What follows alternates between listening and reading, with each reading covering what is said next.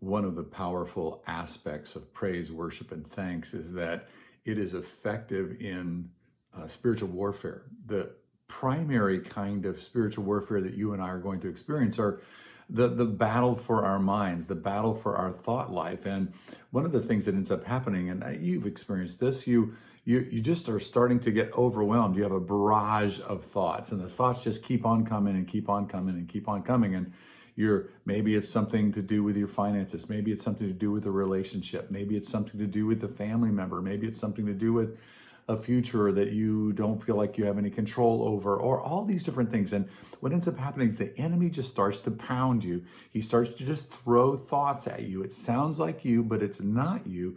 And those thoughts are spiritual warfare. That is one of the ways that the enemy is trying to get to you. Is he is pouring thoughts into your mind, and he can do that, and it sounds like you, but it's not you. Sometimes he'll cross a line and you'll know, hey, wait a minute, I don't think that that's me.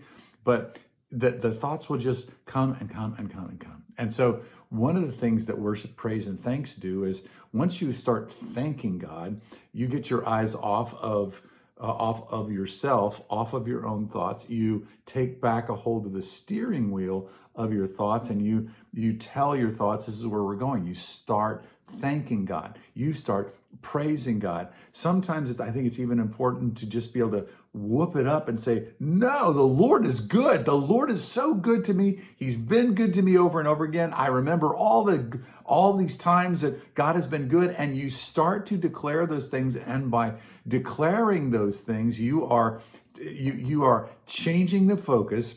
Obviously, that changes the focus from you and your circumstances and the barrage of thoughts back onto the Lord. And as you begin to say those things and you begin to speak those things out and worship God, you take the focus off of you onto the Lord, and a curious kind of beautiful release comes from that. And then I find personally that when I do this, I just don't return back to those thoughts. It's like, wait a minute, what was happening there? I started worshiping God. It righted the ship within my thoughts, and I did spiritual warfare even unknowingly.